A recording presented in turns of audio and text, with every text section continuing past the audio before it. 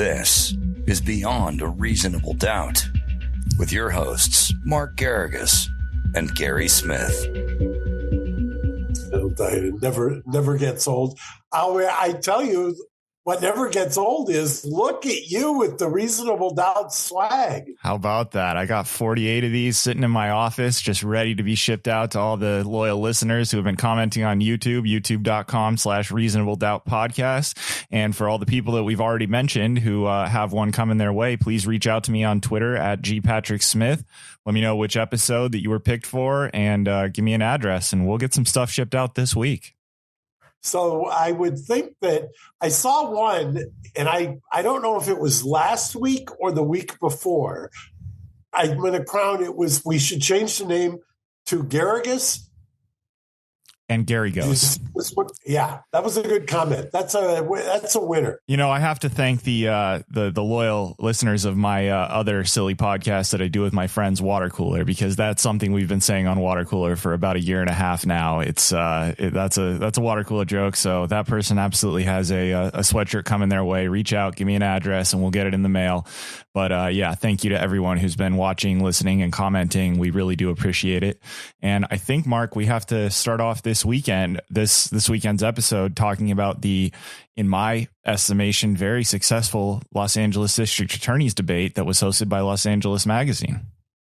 Yeah, I mean, you did quite a production you did there, Gary. You and Shane, and it was quite something. Why don't you give us some of the highlights? Yeah, you know, we had 10 candidates on stage, including our current district attorney, George Gascon, and we transformed Engine Company number 28, the restaurant that we have in our building, to a stage that accommodated 10 people. And we had a multi-camera production that streamed live to LosAngelesMagazine.com, LAMag.com. You can go watch the replay of it there now if you like. And it was a lively debate. You know, it was something of a 9-on-1 campaign, as I suppose you would sort of, anticipate when you've got an incumbent with 9 people who are competing to take the job. So it got a little chippy at times, but I thought it was a very lively debate and a great production by everyone at the Los Angeles Magazine team. So kudos to everyone involved. We pulled off something pretty impressive, I think, given the time frame that we had to make it work. Watching from far away, I will tell you that Alex and John Rigardi, I thought, did a masterful job of kind of managing. You know, it's always tough to deal with a debate to begin with, but when you've got 10 people and that kind of a contentious nature, I thought it was done very well. And very civilized, and there was good humor, and then there was actual thoughtful policy that was discussed. All in all, I was very impressed. I couldn't agree more. Alex and John were excellent. They did a great job maintaining a handle on, you know, all of the different personalities. You know, when you have that kind of a platform, a lot of people trying to go back and forth, they did a good job of keeping it under control and keeping it to a civilized nature. And I thought that it was a very good production. So I would encourage everyone to go to LAMag.com and check that out if you haven't seen it yet. Yeah, it was especially, you know, the LA County DA's race has become, obviously it's huge when it comes to LA County, but it's become a national issue, if you will, and so I think there was a lot of interest in it that you normally would not see in a LA DA's race, at least in the last 40 years that I've been around. They've always been competitive and heated, so to speak, especially the kind of post-OJ verdict vintage. But this is one of the ones that kind of frames the criminal justice debate. And it's an interesting discussion. I mean, the idea of does Prop 47, is that a reason that there is an increase in homelessness and the issues surrounding quality of life, whether or not the focus of the prosecutions should be on the kind of the traditional so-called lock them up, warehouse them or not. It's intellectually challenging. I know that it may be unpopular to talk about these statistics, but when you do the analysis, it sure looks like that the crime is coming down, even though the perception of crime and public safety is quite the opposite. Yeah, absolutely. And I think that was something that several of the candidates highlighted. It does look in the statistics like the crime is coming down. But as, someone who spends a lot of time in Los Angeles, it is, to walk around downtown Los Angeles compared to 10 or 15 years ago, it would be hard to really marry those two facts, to marry the fact that, yes, the statistics are saying that, but what you see on the street and in your surroundings, they seem to be at odds. So that, I think, provided for a lively topic of discussion, and I think that a lot of the candidates made eloquent points therein. Yeah, it's interesting. Anybody who talks to me about it, I'll tell them that I think part of the reason is that there is an outdoor mental health crisis that is going on. Yeah. And I don't know. I just don't understand why that's left to the criminal justice system to manage that. That needs to be managed by people who are professionals. I think it's an awful lot to expect out of deputies who are basically go through a number of weeks of training to then be thrown out either into county jail or on the street and expect them to have I think it's clearly that they don't have the skill set or the training to deal with these kinds of things. It's a constant struggle. I couldn't agree more. And, we talk a lot about, downtown Los Angeles, where you and I both work. And I will say that while there is a lot that you see in downtown that is concerning, I don't necessarily feel unsafe at all times. It's more, concern for the people that are on the street and the way that they're behaving and whether or not they are safe and healthy. But I do not feel necessarily a threat to myself. So I think there's a bit of a dichotomy there where people equate, the amount of things that are being seen on the street with the level of safety. And I think that was something that was kind of highlighted in the debate as well. So I think that that's an interesting thing. And, we probably aren't going to get a clear winner out of this next voting round. So we may have another debate on the horizon between George Gascon and whoever comes in second, because it does not look like someone's going to win outright, at least from my analysis and those I've spoken to. No, it doesn't. And I think that you will have a spirited runoff. Be interested to see who comes in the top two. I'm waiting to see. Speaking of, a segue, last week we had Pete Flowers on as our guest, and we started talking pressure cookers, and we segued into the Fani Willis controversy. Boy, I will tell you, for those who didn't see last week or haven't followed this, quite a bit has happened. For those who don't know, Fani Willis is the county prosecutor who indicted the former president and 18 others, I believe, on RICO charges in Georgia, a lawyer for a gentleman who is charged, a gentleman by the name of Roman, I believe, Roman.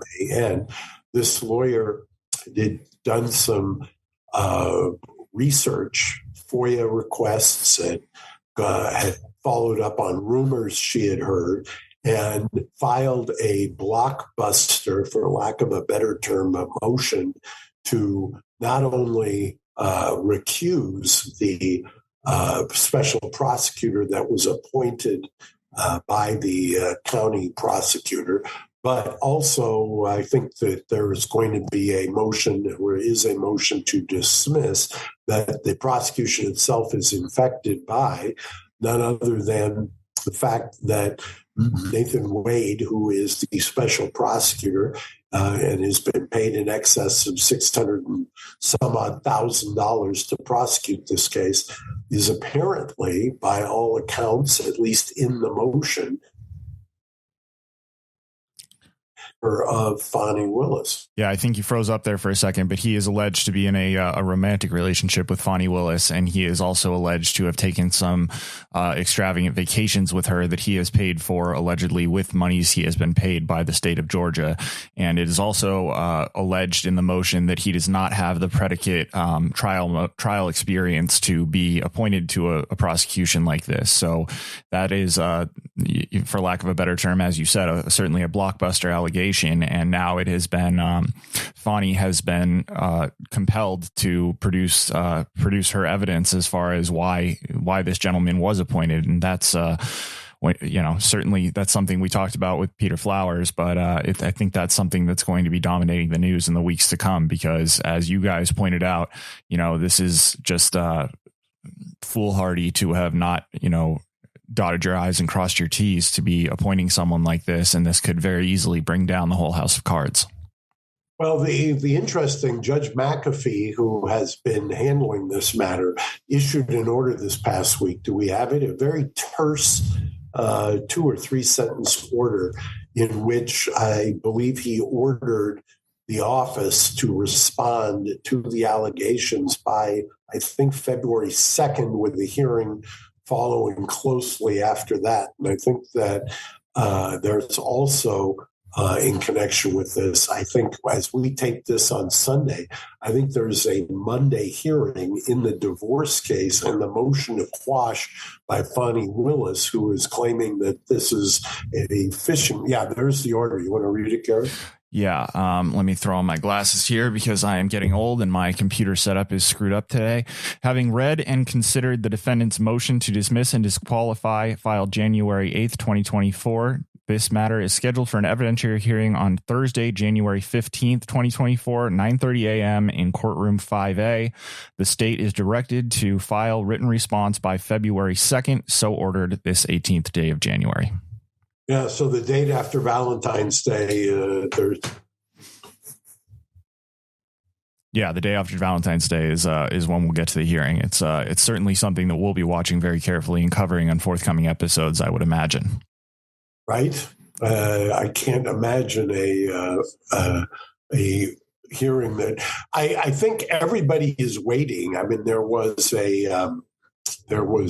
quite a bit of speculation as to what Fani Willis was going to say and when, and the idea of, I believe so far, Gary, if I'm not mistaken, the only response that she's had has been the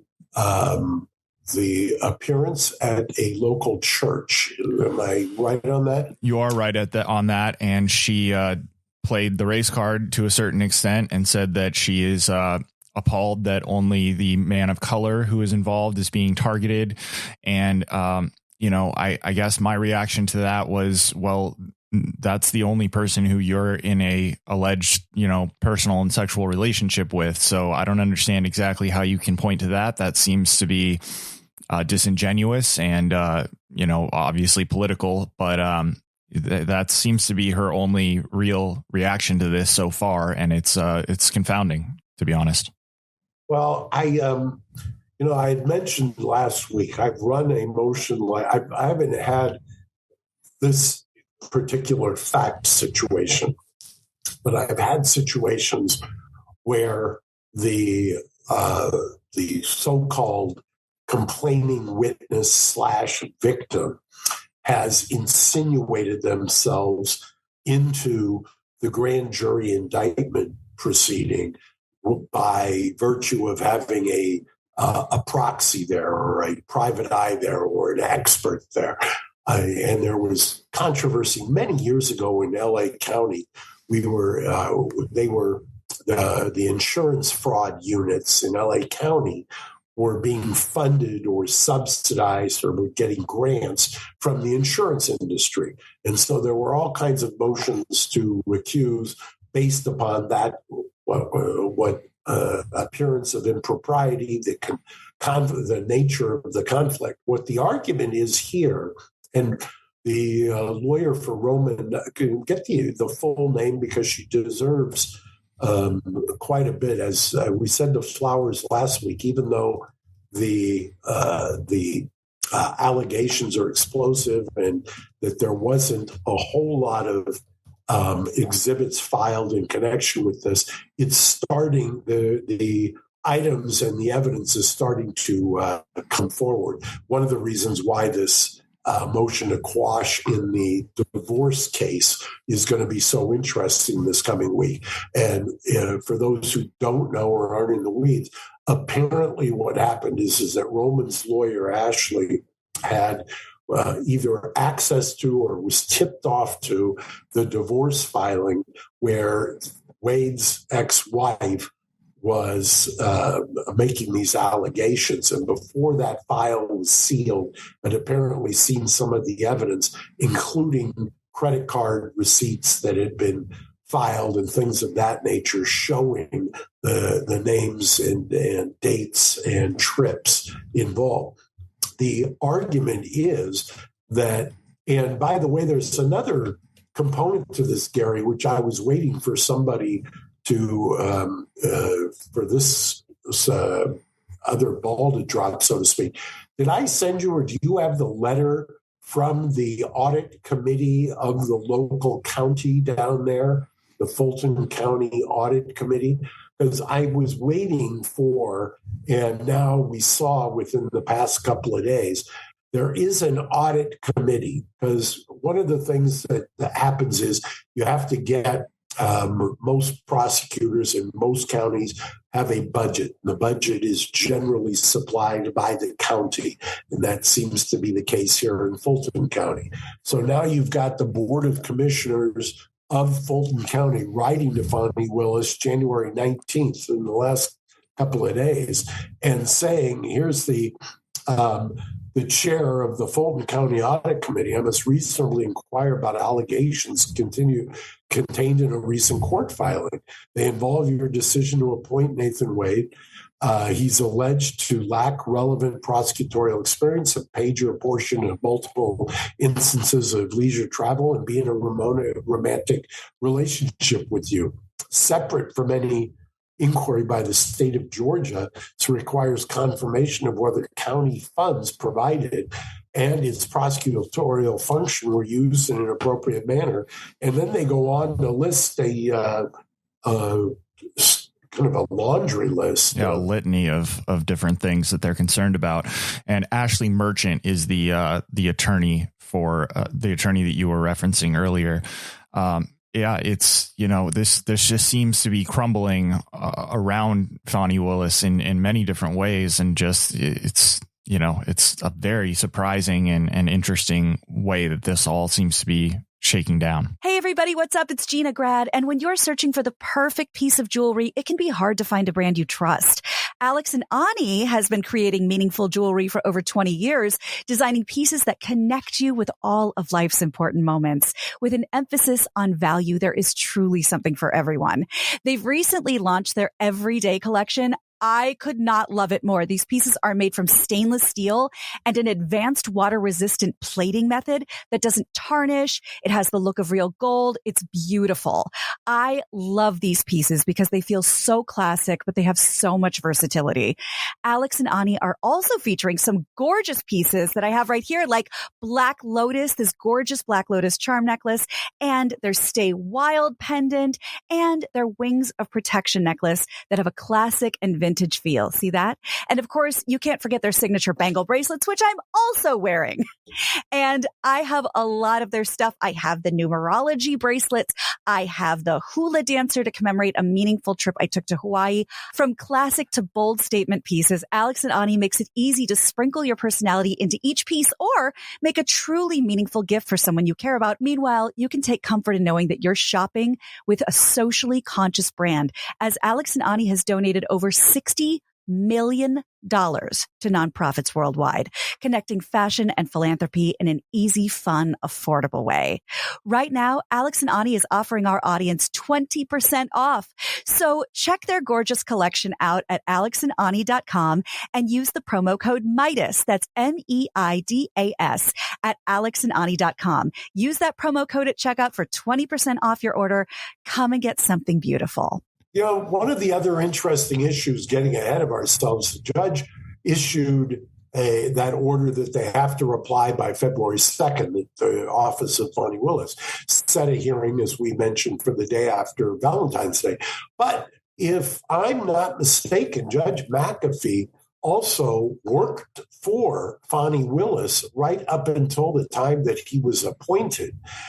There is, and if she is going to testify at any hearing, and I can't imagine that she wouldn't, I mean, she's either going to have to file a declaration in response to this by February 2nd. She's already filed, or her lawyer has filed in the divorce case, a declaration. Now the county is asking, the audit committee, as we just showed, is asking for some accountability. I don't know that Judge McAfee is going to be able to preside over this hearing, given the fact that they're, depending on what Fani Willis's position is, there could be an issue of credibility. I mean, making a credibility call. And if you used to work for the person within the last year that you're now smack dab in the middle of a hearing about and asked to make calls on credibility or questions of credibility, I think there is I don't know that the defense is going to want to go there. Probably not. But there certainly is going to be a discussion as to whether or not he has to recuse himself from hearing this motion. Yeah, absolutely. It's just absolutely fascinating the way that this all has been entangled and you know how exactly it's going to go forward. But it's certainly a blockbuster development in the case against Trump that I don't think really anyone saw coming. And kudos, by the way, to Ashley Merchant for sussing this out and doing the FOIA requests and finding the, you know, credit card receipts that pointed to these instances of luxury travel and all of this stuff. I mean, that's some good work, and she certainly deserves whatever she's being paid for working on this case. Yeah, there was some speculation in one of the articles I was reading today whether it was her or whether it was her client. Her client is, you know, the way they describe the client, Mr. Roman, is the Republican operative who is steeped in opposition research, whatever you want to do. The fact is, however, this is a whale of an issue that is not going to go away anytime soon, number one, and has already been embraced wholeheartedly by the former president. This actually now tees up, I think, the fact that the Supreme Court is still deciding or will decide, presumably the district court is still deciding some of the issues on the classified documents case, that the January 6th case is presently on hold. This case now appears to be derailed. We're left with the Stormy Daniels hush money case that's set for trial in March in New York State Court as the first case that was brought, and maybe the first case that actually gets to trial at some point, absent something getting in the way of that as well. Yeah, it's absolutely wild, given that this was, I believe if you look back a few months, this was probably the one that everyone looked at and said, this is the strongest case and this is the one with the most teeth. And now, as a result of a personal relationship, it appears to be crumbling from 4 different directions. Yeah, this is, for those who are dismissive, this is a whale of an issue. You cannot have, this is not going to be sorted out quickly, or if it is sorted out quickly, it's going to embroil and it's going to have tentacles that spread out in every direction, because part of the argument by the defense is going to be, look, this is a case that is poisoned, if you will, by everything that is being alleged in the first place. And you can't, I'd seen no less than Norm Eisen, who is about as strong a Democrat as you're going to find. Norm Eisen, a Democrat, a very well thought of lawyer, was suggesting that she needs to step aside now. I don't think that cures the issue. Obviously, anybody who has practiced will tell you that the problem here, if you're even remotely objective, is that the idea of bringing the grand jury, of what kind of charges to bring, of all of the things that lead up to an indictment, of what you use and everything else, are completely enveloped by the prosecutorial discretion. If the discretion is compromised in any way, and if there is this the compromise in the relationship of the appointment, and the appointment was untoward in the first place, it tends to unravel and taint the rest of the prosecution.